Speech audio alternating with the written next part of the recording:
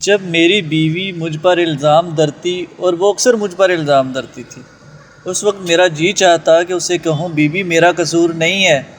عین اس وقت قدرت اللہ شہاب میرے منہ پہ ہاتھ رکھ دیتا اور کہتا وہ جو کہتی ہے مان، تو کہہ ہاں جی، جھگڑا نہ کرو، مان لینے میں بڑا سکھ ہے۔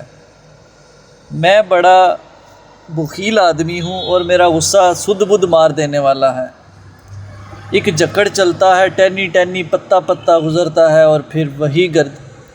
جب مجھے غصہ آتا تو قدرت اللہ میرے کان میں کہتا چھلنی بن جاؤ، اس جکڑ کو گزر جانے دو، اندر رکے نہیں، روکو گے تو چینی کی دکان میں ہاتھی گھس آئے گا۔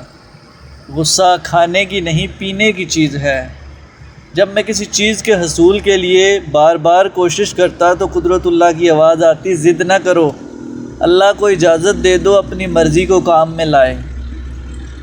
جب میں دوسروں کو نیچا دکھانے کی کوشش کرتا تو وہ کہتا نہ، ہار جاؤ، ہار جاؤ، ہار جانے میں ہی جیت ہے۔